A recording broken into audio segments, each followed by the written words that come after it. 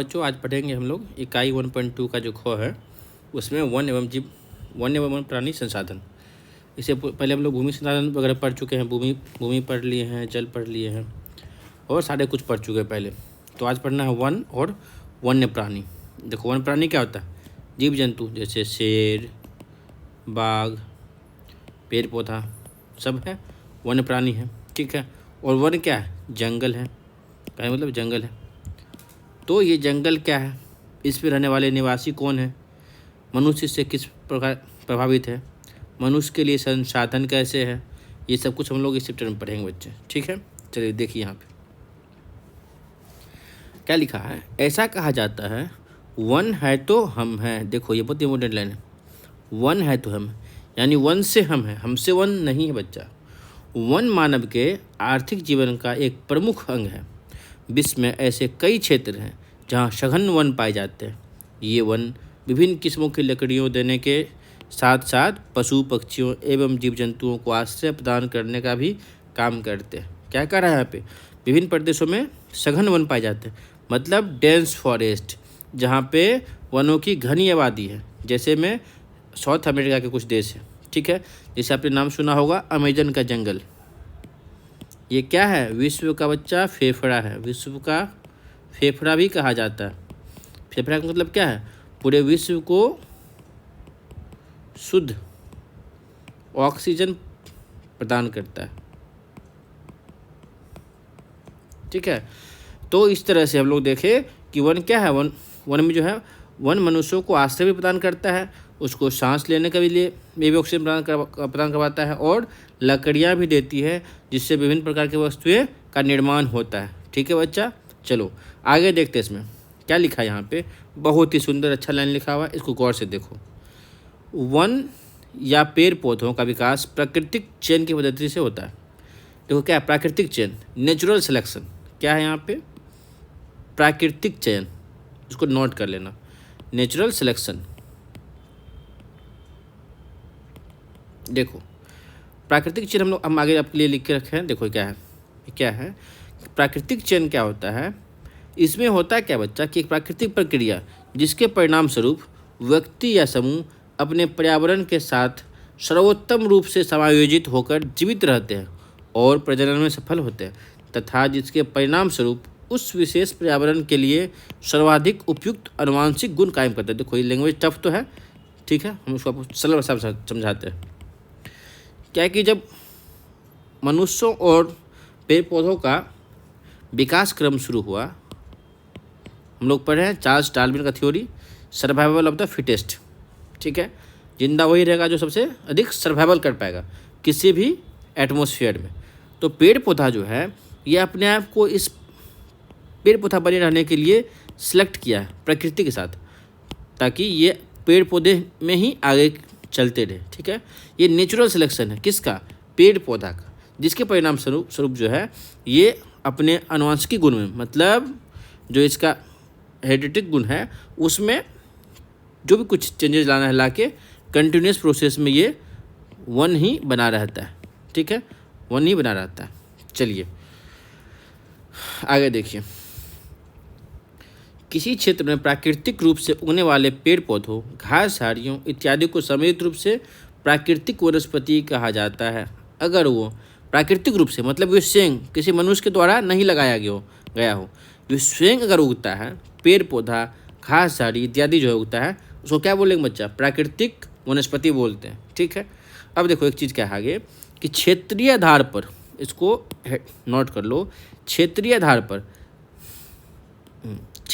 पर जब किसी बड़े क्षेत्र पर प्राकृतिक रूप से पेड़ पौधे का विकास होता है तब उसे वन कहा जाता है। कहने का मतलब है जब प्राकृतिक रूप से किसी बड़े क्षेत्रीय आधार पे पेड़ पौधे का विकास होता है तो उसे हम लोग क्या कहते हैं बच्चा? उसको वन बोलते हैं हम लोग। इसको नोट कर लेना। ठीक है। इसको भी नोट कर लेना, इसको भी। हम जहाँ पे अंडरलाइन कर देंगे ग्रीन कलर से, उसको कलर कर देंगे, हाईलाइट कर देंगे, उसको अपनी कॉपी में नोटबुक में नोट कर लेना अच्छे से। चलो देखो क्या लिखा हुआ है यहाँ पे। आजकल समाज के पर्यावरण संबंधी जरूरतों को पूरा करने के लिए भी वनों का विकास किया जाता है। कहने का मतलब आपको क्या चाहिए? विभिन्न प्रकार की वस्तुएं बनाने के लिए, वस्तुओं के लिए लकड़ी का आवश्यकता है, औषधि का भी आवश्यकता है। तो इन चीज़ों के लिए मनुष्य जो है मनुष्य वो स्वयं भी वनों का खेती करता है, वनों का खेती करता है एक तरह से, जो वनों की खेती करता है। इसको क्या बोलते हैं? इसको बोलते हैं सामाजिक वानिकी। देखो, अगर पर्यावरण संबंधी जरूरतों को पूरा करने के लिए भी वनों का विकास किया जाता है, जिसे सामाजिक वानिकी कहा जाता है। ठीक है, अब देखो, पर्यावरणीय दृष्टि से किसी देश या क्षेत्र में कम से कम 33% भूभाग पर वन विस्तार होना जरूरी है। इसको हाईलाइट कर लो बच्चा।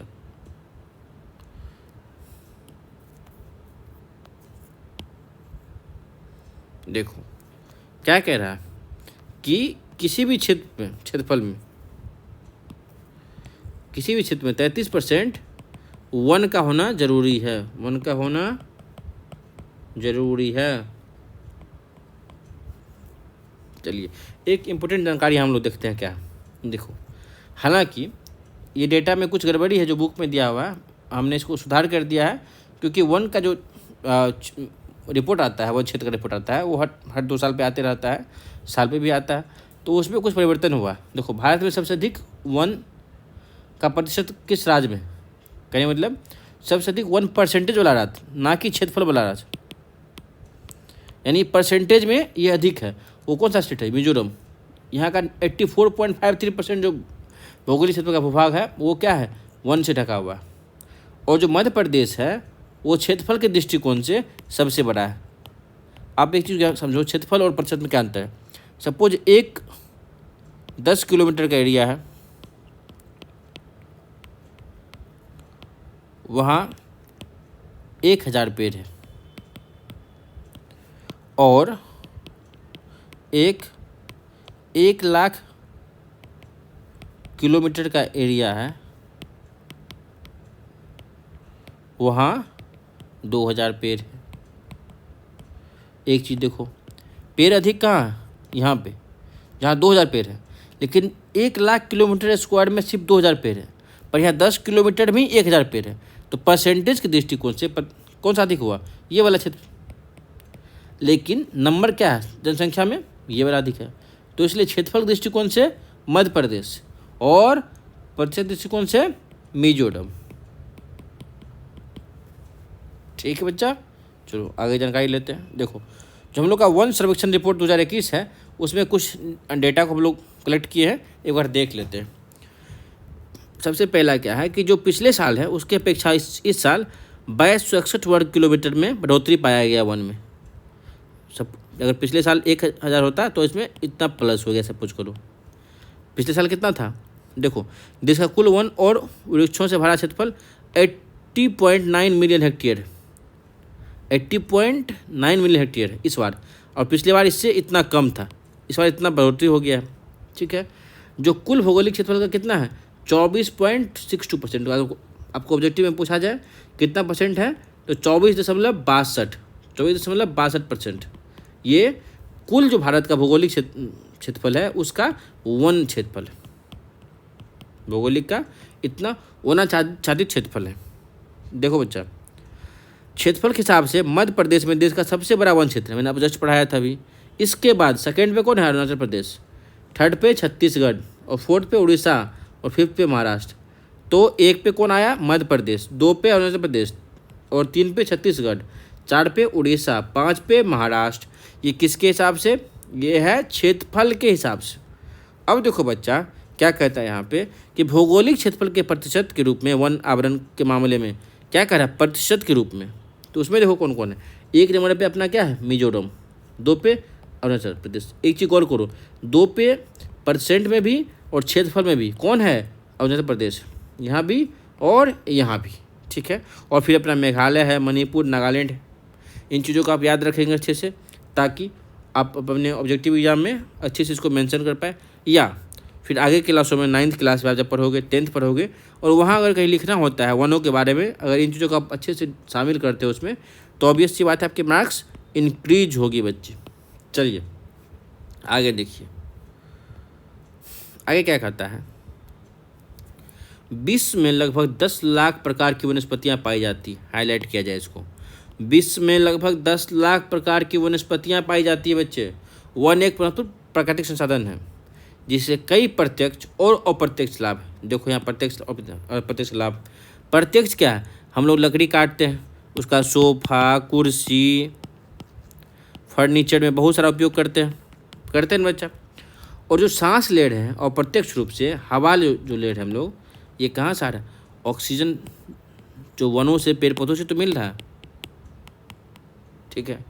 इसलिए पृथ्वी के उष्णकटिबंधीय प्रदेशों में पाए जाने वाले घने वनों को पृथ्वी का फेफड़ा कहा जाता है। मैंने आपको जस्ट पढ़ाया था। विषुवतीय प्रदेश कौन सा, जो साउथ अमेरिका से गुजरता है, उधर ही अमेजन वन जो पाया जाता है, उसको हम लोग क्या बोलते हैं, विश्व का फेफड़ा। और विषुवतीय क्षेत्र में घनी मात्रा में वन पाए जाते हैं। जो विषुवत लाइन है, आपका भूमध्य रेखा है, उसके आसपास बसे जो देश है उसमें घने वन पाए जाते हैं। और उन सभी वनों को संयुक्त रूप से बोला जाता है पृथ्वी का फेफड़ा, ठीक है। इसको आप बच्चे नोट कर लोगे। पृथ्वी के इसलिए पृथ्वी के, हाँ ठीक है, इसको आप नोट कर लो बच्चे। क्योंकि यहाँ भारी मात्रा में कार्बन डाइऑक्साइड का अवशोषण एवं ऑक्सीजन का उत्सर्जन होता है। देखो बच्चा क्या होता है, क्योंकि यहाँ भारी मात्रा में CO2, पेड़ पौधे के बारे में आप लोग जानते हो, आप लोग पढ़े हो कि जो पेड़ पौधा होता है वो क्या करता है, वो कार्बन डाइऑक्साइड को लेता है और ऑक्सीजन को छोड़ता है, और जो मनुष्य श्वसन में उपयोग करती है बच्चा। तो फेफड़ा क्या कैसे हो गया, CO2 गैस को लिया और O2 को छोड़ा, जिसको हम लोगों ने अवशोषण किया।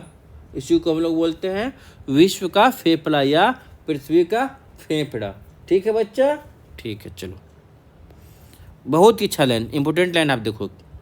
हिमालयन यबक नामक पौधे से प्राप्त रसायन से कैंसर के उपचार हेतु दवाइयाँ बनाई जाती है। किससे बच्चा, हिमालयन यबक पौधे जो है, हिमालयन यबक नामक पौधे से प्राप्त रसायन से कैंसर। अच्छा मुझे कमेंट करो तुम लोग, कैंसर के इलाज में किस पद्धति का हम लोग उपयोग करते हैं, कमेंट करो बच्चे, ठीक है। अब देखो यहाँ पे चलते हैं हम लोग, सभी बच्चे ध्यान से सुनेंगे। वन संसाधन के विकास एवं वितरण को प्रभावित करने वाले कारकों में क्या क्या है बच्चा, जलवायु। देखो क्योंकि जो हम लोग पढ़ेंगे आगे चल के, वन होते हैं सदाबहार, पतझड़, मिश्रित और शंकुधारी वन, जो ये सब डिपेंड किस पे करते हैं, जलवायु पे ही तो करते हैं। वो अपना पत्ता कब त्यागेंगे, कब कितनी वर्षा होगी, वर्षा से पेड़ पौधों की कितनी ग्रोथ होगी, ये सब कुछ डिपेंड किस पे करता है बच्चा, जलवायु पे करता है। उच्चावच, मृदा, स्थलाकृति की ढाल, आर्द्रता ह्यूमिडिटी, ठीक है। यहाँ मृदा, स्थलाकृति, उच्चावच, मृदा की ढाल, आर्द्रता। तो आप इन चीज़ों को अपने कॉपी में नोट डाउन पक्का से कर लोगे। 1 नंबर पे जलवायु, 2 पे उच्चावच, 3 पे मृदा, 4 पे पृथ्वी की ढाल जो है, स्थलाकृति की ढाल है। जैसे पठारी क्षेत्र का ढाल ऐसे होता है, जो अपना पठारी क्षेत्र है तो वहाँ तो ढाल होगा, तो उस पर जो पेड़ पौधे होंगे वो अलग किस्म के होंगे। जो मैदानी इलाका है, मैदान में अलग किस्म के होते हैं, ठीक है। और फिर आर्द्रता कितना है वहाँ पे, क्या शीतोष्ण प्रदेश है, क्या उष्ण कटिबंधीय प्रदेश है, उस पर भी डिपेंड करता है बच्चा, ठीक है बच्चा, ओके। इस आधार पर वनों को सदाबहार वन, जस्ट हमने सिखाया आपको, सदाबहार वन, पतझड़, मिश्रित वन और शंकुधारी वनों में वर्गीकृत किया जाता है। यानी कितने टाइप हुआ, 1 सदाबहार, 2 पतझड़, 3 मिश्रित वन और 4 शंकुधारी वन। यानी ये 4 वनों में किसको बांटा जाता है, वनों को। बच्चा अगर आपसे पूछ लिया जाए कि वनों का कितना प्रकार है, तो 4 प्रकार है, सदाबहार, पतझड़, मिश्रित और शंकुधारी वन। चलिए बच्चा आगे देखते हैं। हम लोग इस NCERT और बिहार बोर्ड की बुक को लाइन बाय लाइन पढ़ेंगे और अच्छे से इसका निचोड़ निकालेंगे। अगर आप इसको अच्छे से समझ जाते हो बच्चे, तो आगे कक्षाओं में आपको कोई तरह का दिक्कत नहीं होगा। चलो देखो बच्चा, सदाबहार वन के अंतर्गत लंबे लंबे वृक्ष कौन कौन होता है बच्चे, आप मुझे कमेंट में डालो, लिखो। जो पहाड़ी क्षेत्र में वृक्ष पाए जाते हैं वो काफ़ी लंबे वृक्ष होते हैं, उसका नाम मुझे कमेंट करो, ठीक है। और जिसका औसतन ऊंचाई 60 मीटर तक होता है। सोचो 60 मीटर, आप सोचो जरा, एक घर जो होता है, घर का ऊंचाई 4 से 5 मीटर होता है एक मकान का, और ये 60 मीटर है, मतलब 12-12 और 13-13 मंजिलों इमारत के बराबर है। इन वृक्षों में शाखाएं कम होती है बच्चे, शाखाएं कम होती है। यहाँ छोटे से छोटे क्षेत्र जो है कई किस्म के वृक्ष उगते हैं, यानी कम एरिया में बहुत सारे प्रकार के वृक्ष पाए जाते हैं। ठीक है बच्चा, देखो जो अलग अलग समय पर अपनी पत्तियाँ शुष्कता के से बचने के लिए गिराती है। देखो शुष्कता क्या होता है कि जो एटमॉस्फेयर होता है वहाँ पे कितना गर्मी है, जैसे उष्णकटिबंधीय क्षेत्र हो गया, शीतोष्णकटिबंधीय क्षेत्र हो गया, तो जो पेड़ पौधे अपना वो पत्तियों को त्याग देती है ताकि नए पत्ते का उस पर निर्माण हो पाए। इन्हीं चीज़ों को बोलते हैं शुष्कता से बचने के लिए। ठीक है, परिणामतः यह वन कभी भी एक साथ पत्ता रहित का मतलब हुआ पत्ता बिना पत्ता का नहीं होता है। मतलब क्या हुआ, मतलब ऑलवेज पत्ता होता है। ऐसा वन जहाँ पे सालों भर पत्ता होता है, इन वनों को क्या बोलते हैं बच्चा, इन वनों को बोलते हैं सदाबहार वन बोलते हैं। ठीक है, समझ गए। आगे देखो, अमेजन दक्षिण अमेरिका, मैंने जस्ट बताया था आपको, इसको क्या बोलते हैं बच्चा, इसको बोलते हैं विश्व का फेफड़ा। क्यों बोलते हैं, क्योंकि CO2 ये ग्रहण करती है और O2 हमें देती है, और मानव श्वसन क्रिया में क्या करता है, CO2 छोड़ता है, O2 लेता है, यानी कि ऑक्सीजन लेता है, इसलिए इसको विश्व का फेफड़ा बोलते हैं। इन वनों को सेल्वा कहा जाता है। ध्यान रखना, मैं इसको नोट कर देता हूँ। अमेजन दक्षिण अमेरिका में इन वनों को सेल्वा कहा जाता है। किन वनों को बच्चा, जहाँ पे सदाबहार वन है, यानी जो हम लोग जिस सदाबहार वन को सदाबहार वन बोलते हैं उसको दक्षिण अमेरिका में सेल्वा वन कहा जाता है। तो आप नाम में नहीं भटकेंगे, जो भारत में सदाबहार वन है वो साउथ अमेरिका में क्या कहलाता है, सेल्वा वन कहलाता है। ओके बच्चा, चलो आगे हम लोग देखते हैं। भारत में ऐसे वन पश्चिमी घाट के पश्चिम, अंडमान निकोबार द्वीप समूह एवं उत्तर पूर्वी राज्यों में पाया जाता है। आओ हम लोग देखते हैं मैप के थ्रू कि भारत में पश्चिमी घाट कहाँ पाया जाता है। देखो प्यारे बच्चे, ये भारत का प्यारा सा मैप है। इस मैप पे देखो, ये जो इलाका है बच्चा, ये इलाका ये क्या है, यहाँ पे एक सुंदर सा पश्चिमी घाट का पहाड़ पाया जाता है, जिस पे आपने नाम सुना होगा नीलगिरी पर्वत का। नीलगिरी पर्वत कहाँ है, पश्चिमी घाट में ही तो है। और ये देखो भारत इस तरह से है, नॉर्थ, ईस्ट, साउथ और वेस्ट। अगर यहाँ पे कोई पहाड़ है इसका तो ईस्ट किधर होगा बच्चा, इस साइड होगा। तो अपना अंडमान निकोबार कहाँ पे है, यहाँ पे तो अंडमान निकोबार है। तो ये क्षेत्र क्या हो गया, सदाबहार क्षेत्र। ठीक है बच्चा, और कुछ ही क्षेत्र पाए भी जाते हैं, आगे हम लोग देखेंगे। जो 7 सिस्टर्स है उसमें सदाबहार वन कैसे कैसे पाए जाते हैं। ओके ठीक है बच्चा, चलो हाँ कहाँ पहुँचे हम लोग बच्चा। देखो, अंडमान निकोबार द्वीप समूह एवं उत्तरी पूर्वी राज्यों में पाया जाता है। उत्तरी पूर्वी मतलब नॉर्थ ईस्ट राज्य। नॉर्थ ईस्ट राज्य में बच्चा कितना राज्य है, 8 राज्य है। एक राज्य 7 राज्य माना जाता है, एक राज्य को नहीं इंक्लूड किया जाता है। वो राज्य कौन सा है, वो राज्य है सिक्किम। ठीक है, तो सिक्किम के अलावा जो 7 राज्य बचा है उसको क्या बोलते हैं, 7 सिस्टर्स। उसी 7 सिस्टर्स में बच्चे पाए जाते हैं सदाबहार वन। ठीक है बच्चा, चलो आगे देखते हैं। उष्ण कटिबंधीय पतझड़ वन। अब देखो हम लोग एक चीज़ पढ़े, अभी क्या पढ़े हैं बच्चा, पहले हम लोग पढ़े हैं कि सदाबहार वन किसको बोलते हैं। अब यहाँ देखते हैं, अच्छा यहाँ छूट गया एक चीज़ बच्चे, सॉरी माफ़ी चाहते हैं। हम लोग आगे देखते हैं इस पर। जहाँ सिकोना, रबर, महोगनी, एबोनी, तार, नारियल, आयरनवुड, बरगद इत्यादि वृक्ष मिलते हैं। ये बच्चे कहाँ मिलते हैं, सिकोना का पेड़। बताओ बच्चे, मुझे कमेंट करो किस दवाई में उपयोग होता है, मुझे कमेंट करो। सिकोना का जो छाल होता है उससे दवाई का इलाज होता है एक बीमारी का, मुझे कमेंट करो। सिकोना का पेड़ से कौन सा इलाज होता है, सभी बच्चे जो वीडियो देखेंगे वो कमेंट करेंगे। और रबर क्या पेड़ से निकलता है, इस पेड़ का भी नाम कमेंट करो। महोगनी, अबोनी, तार, नारियल, आयरनवुड और बरगद का पेड़ बहुतायत मात्रा में पाए जाते हैं। कहाँ पे, सदाबहार वन में। उष्ण कटिबंध के अलावा शीतोष्ण कटिबंध में भी सदाबहार एवं पतझड़ वन मिलते हैं। देखो उष्ण कटिबंध तो मिलते ही मिलते हैं, कौन मिलते हैं, सदाबहार। उसके अलावा शीतोष्ण में भी पाया जाता है सदाबहार एवं पतझड़ वन। पतझड़ वन, ठीक है, आगे हम लोग पढ़ेंगे वन कौन सा वन होता है। चलो एक चीज़ देखो अब आगे, उष्ण कटिबंधीय पतझड़ वन। हम लोग पढ़ना है उष्ण कटिबंधीय पतझड़ वन, जहाँ 100 से 200 सेंटीमीटर वर्षा होता है जिस क्षेत्र में, वहाँ पाया जाता है। कहने का मतलब जहाँ भारी वर्षा होता है 100 से 200 सेंटीमीटर, उन क्षेत्रों में जो वन पाया जाता है उसको क्या बोलते हैं, उष्ण कटिबंधीय पतझड़ वन। ग्रीष्म ऋतु के पहले शुष्कता से बचने के लिए इन वनों के वृक्ष अपने पत्ते गिरा देते हैं। किससे बचने के लिए? शुष्कता से बचने के लिए, ठीक है, जिससे सारा वन एक साथ पत्ता रहित हो जाता है। आप इन वनों में कभी घूमने जाओगे बच्चे, इन वनों में कभी घूमने जाओगे, पेड़ पे देखोगे सारा पेड़ कैसा लगता है? टकला लगता है बच्चा। टकला मतलब सर मुंडवा लिया अपना। आप इन जंगलों में जाओ घूमने के लिए तो लगेगा सारा का सारा जंगल कैसा है बच्चा? टकला जंगल है, ठीक है, लगेगा बाल छिला लिया अपना, ऐसा जंगल लगेगा। इन जंगलों को क्या बोलते हैं? पतझड़ वन बोलते हैं। ये पत्ता रहित होता है बच्चा। हमने क्या सीखा अभी? पहले देखा सदाबहार वन, जहाँ पे सालों भर सदा वन हरा भरा बना रहता है। तो बच्चा बताओ वो कौन कौन सा पेड़ पौधा है जो सालों भर हरा भरा रहता है? हमने पढ़ा सिकोना का पेड़, बरगद का पेड़, और हमने पढ़ा नारियल का पेड़। बच्चा तुमने कभी गांव में देखा है नारियल का पेड़ कभी टकला होते हुए?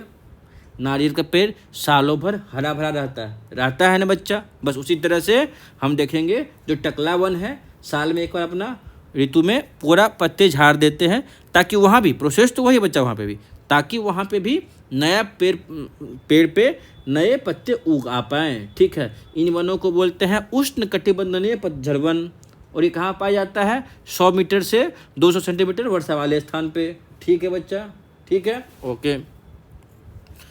इस कारण इसे पतझड़ वन कहा जाता है। इस प्रकार के वन पश्चिमी घाट के पूर्वी ढाल एवं बिहार, उत्तर प्रदेश, देखो बहुत बेहतरीन सवाल, हम लोग बिहार में देखते हैं क्या कि जो बिहार में वन पाए जाते हैं कैसा वन होता है? पतझड़ वन। और पश्चिमी घाट के पूर्वी ढाल, पश्चिमी घाट अगर ऐसा है तो पूर्वी ढाल, ठीक है, और सागवान, अच्छा, उत्तर प्रदेश, झारखंड, उड़ीसा, मध्य प्रदेश, कर्नाटक, छत्तीसगढ़ जैसे राज्यों में मिलता है। कौन कौन राज्य बच्चा? बिहार, उत्तर प्रदेश, झारखंड, उड़ीसा, मध्य प्रदेश, कर्नाटक, छत्तीसगढ़। आप इन चीज़ों को अपने डायरी में पक्का से नोट कर लेंगे। पतझड़ वन का है तो पतझड़ वन जो है वो कहाँ मिलता है? बिहार, उत्तर प्रदेश, झारखंड, उड़ीसा, मध्य प्रदेश, कर्नाटक, छत्तीसगढ़ जैसे राज्यों में मिलते हैं, ठीक है, नोट कर लेंगे इसको। यहाँ सागवान, अब देखो इसमें क्या पाए जाते हैं? यहाँ सागवान, साल, रोजवुड, चंदन, शीशम एवं सहतूत इत्यादि के वृक्ष उगते हैं। क्या क्या उगते हैं? सागवान के पेड़ उगते हैं। सागवान और साल और रोजवुड, चंदन, देखो रोजवुड जो है वो लाल चंदन को हम लोग बोलते हैं बाबू, ठीक है, और शीशम, सहतूत इत्यादि, ये जो है ये क्या है? उष्णकटिबंधीय पतझड़ वन है ना बच्चा। इसको नोट कर लेना अपने डायरी में, ठीक है, अच्छे से मैं हाईलाइट कर देता हूँ उसको। सागवान और ये सब जितने भी वृक्ष हैं ये, ठीक है। अब आगे देखो बच्चा, शंकुधारी वन को हम लोग पढ़ेंगे आगे चल के। शंकुधारी वन भारत में, देखो यहाँ आते, शंकुधारी वन जो बच्चा वो हिमालय पर्वत एवं दक्षिणी भारत के पर्वतों के अधिक ऊंचाई वाले भागों में पाया जाता है। अच्छा देखो क्या है कि जो ये देख लो ना, ये भारत का मैप देखो, जो पहाड़ी इलाका है, ठीक है बच्चा, उधर जो लंबे लंबे पेड़ होते हैं ना, लंबे लंबे पेड़, ठीक है, उस पेड़ को हम लोग क्या बोलते हैं? उस पेड़ का जो जंगल होता है उसको क्या बोलते हैं? शंकुधारी जंगल या वन, ओके बच्चा, ठीक है। देखो अच्छा, इस बार मैप से हम लोग समझेंगे भारत में कहाँ, मैप में कहाँ कहाँ कौन से वन पाए जाते हैं। ये आपके बुक में मैप दिया हो बच्चा, इसको एक बार देखते हैं। पहले दिया हुआ सदाबहार वन, देखो मैंने आपको पढ़ाया था, सदाबहार वन 2 जगह पाए जाते हैं। एक तो जो पश्चिमी घाट है इसका पूर्वी इलाका जो है अंडमान निकोबार वाला, वहाँ पाया जाता है। और दूसरा यहाँ 7 जो राज्य है, नॉर्थ ईस्ट का 7 जो राज्य है, कौन कौन? असम, मेघालय, अरुणाचल प्रदेश, त्रिपुरा, मिजोरम, नागालैंड और मिजोरम, ठीक है, त्रिपुरा, मणिपुर, नागालैंड, मिजोरम, अरुणाचल प्रदेश, मेघालय, असम। तो असम होता है, सॉरी असम ऐसे लिखा होगा, ठीक है, असम होगा बच्चे, ठीक है। तो ये लो मैं हटा दिया इसको, ये लो असम लिख दिया मैं, ठीक है। और जो अपना है पतझड़, देखो क्या है कि पतझड़ जो आप, ये जो मेन मैदान वाला इलाका है, मैदानी भाग है, मैदानी वाला, इसमें अपना बिहार भी शामिल हो जाता है, बिहार भी है, ठीक है, यूपी भी है, सब है। तो इसमें किस में है? ये पतझड़ में पाए जाते हैं। और फिर तो शुष्क कहाँ होगा? जहाँ गर्मी अधिक होगा। तो गर्मी बच्चे कहाँ अधिक पाए जाते हैं? वो पाए जाते हैं गुजरात वाले क्षेत्र में। गुजरात है अपना, गुजरात है अपना, और फिर आपका राजस्थान है। तो इन सब क्षेत्रों में पाए जाते हैं शुष्क, पर्वतीय, जहाँ पर्वत है। और पर्वतीय क्षेत्र का कहाँ कहाँ है अपना? जम्मू कश्मीर में है, लद्दाख में है, जम्मू अलग, कश्मीर अलग हो गया है, लद्दाख में है। और फिर आपका फिर आप देख लो यहाँ पे उत्तराखंड है बच्चा, फिर हिमाचल प्रदेश है, उत्तराखंड है। इन सब क्षेत्रों में क्या पाया जाता है? शुष्क है, नहीं शुष्क तो अपना हो गया राजस्थान गुजरात, पर्वतीय होता है। और डेल्टाई क्षेत्र, देखो डेल्टाई क्षेत्र बच्चा ध्यान से देखना, डेल्टाई क्षेत्र क्या है ना कि ये वह जगह है जहाँ पे समुद्र में जाकर नदियाँ मिलती है, तो वहाँ जो जंगल होते हैं उसको हम लोग बोलते हैं मैंग्रोव जंगल। आपके बुक में नहीं दिया हुआ ये पढ़ने के लिए, लेकिन इसको मैंग्रोव बोलते हैं, मैंग्रोव वन। और ये भारत में बहुत कम ही जगह है, मेनली ये पाया जाता है इन जगहों पे। देखो ये जंगल जो जगह है आपका, ये है आपका इसको हम लोग बोलते हैं सुंदरवन। हाँ याद मुझे आ गया, सुंदरवन, ठीक है। और इसका बहुत कम ही हिस्सा भारत में आता है, मैक्सिमम भाग बांग्लादेश में चले जाता है इसका। तो ये जो डेल्टाई वन है जहाँ पे भी डेल्टा बनते हैं, तो उस जगह को हम लोग बोलते हैं, क्या बोलते हैं बच्चा? मैंग्रोव, या फिर बोलते हैं उसको डेल्टाई वन बोलते हैं। और उस जंगल को बोलते हैं मैंग्रोव जंगल, मैंग्रोव फॉरेस्ट। ये बहुत ही खनिज और उपयोगी जगह होते हैं। यहाँ पे ढेर सारे प्रकार की मछलियाँ पाई जाती है, और प्राकृतिक दृष्टिकोण से ये काफ़ी बायोडाइवर्सिटी दृष्टिकोण से इम्पोर्टेंट जगह होता है बच्चे। तो हम लोग कभी आगे कक्षा में अगर मौका मिलता है क्लास 9th में 10th में, मैं आपको मैंग्रोव के बारे में इन डिटेल्स में पढ़ाऊंगा, टेंशन नहीं लेना। आप इन वीडियो को लाइक करो, अपने दोस्त के बीच में शेयर करते रहो, ताकि अधिक से अधिक बच्चे देख पाएँ। हो सकता है हमारी आवाज़ में कुछ त्रुटि रहा हो, वाइब्रेशन आता है, बाहरी आवाज़ सुनाई देता होगा, क्योंकि हमारे पास कोई माइक जैसी सुविधा नहीं बच्चे। मैं सिंपल रिकॉर्ड करता हूँ, जो ऑनबोर्ड माइक है इसका सिस्टम, उससे रिकॉर्ड कर रहा हूँ। आगे के दिनों में मैं अगर अच्छा बोर्ड खरीद लूँगा, साउंड सिस्टम वगैरह और माइक वगैरह मैं खरीद लूँगा, तो आप लोगों को अच्छा आवाज़ प्रोवाइड कर पाऊँगा। तब तक अगर आप मुझे वीडियो को लाइक करते हो मेरे वीडियो को, तो मुझे इन चीज़ों से हौसला मिलता है आप लोगों को और सारी कक्षा में अच्छे से पढ़ाने का। ठीक है बच्चा, चलो हम लोग आगे देखते हैं क्या करते हैं।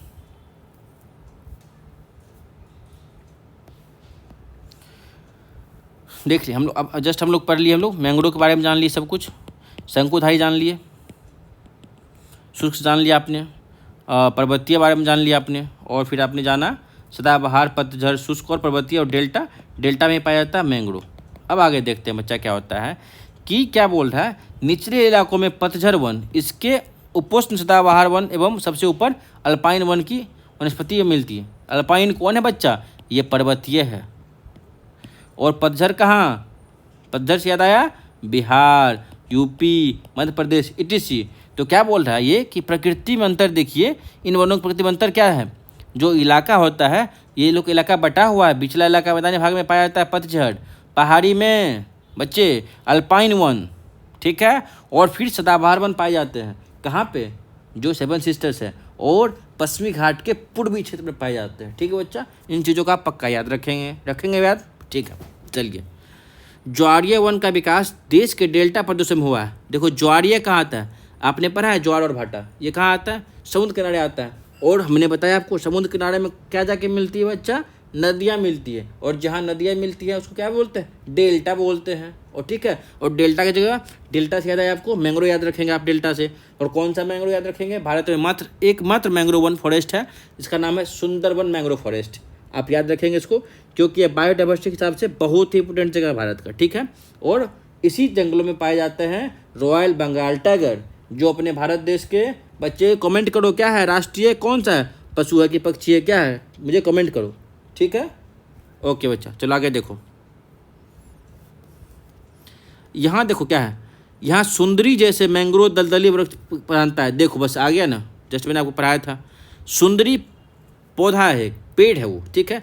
जैसे मैंग्रोव दलदली वृक्ष पाए जाते हैं।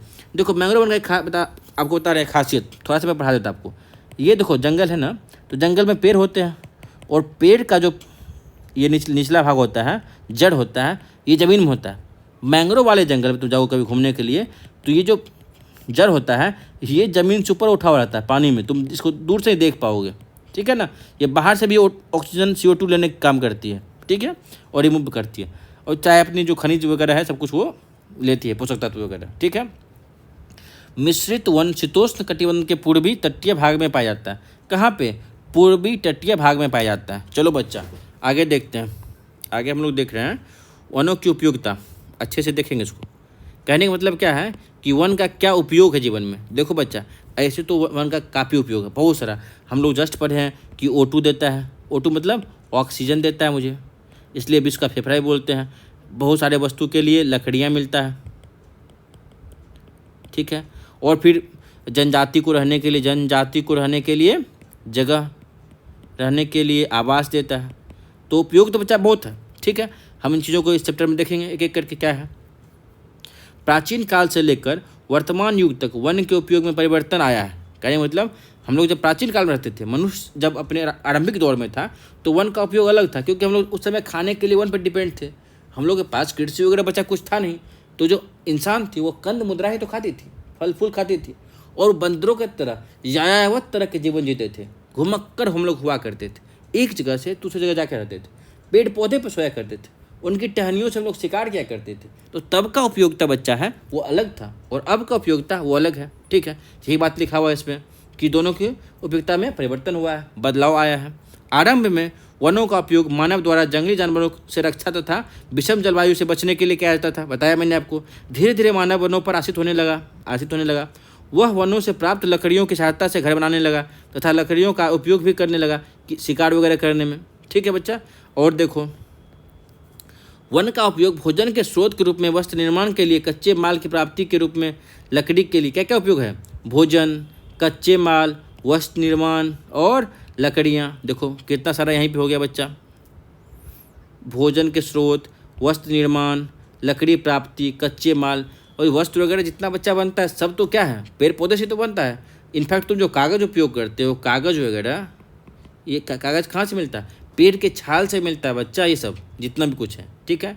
तो आगे हम लोग देखते हैं क्या क्या उपयोग है बच्चा इसका। देखो फिर उपयोग देखो, कागज़ में हो गया, देखो लुगदी में है, दिया सलाई, रबर उद्योग, कच्चे माल, रेल डिब्बों, बस, नाव, जहाज इत्यादि बनाने में उपयोग होता है। लकड़ियाँ से तो फर्नीचर का अनेकों चीज़ बनता है, सोफ़ा, कुर्सी, टेबल, खाने वाला, और इनफैक्ट यहाँ तक कि तुम देख लो कि बहुत सारे नाव वगैरह का निर्माण भी होता है उपयोग। इम्पेटी से बेस पे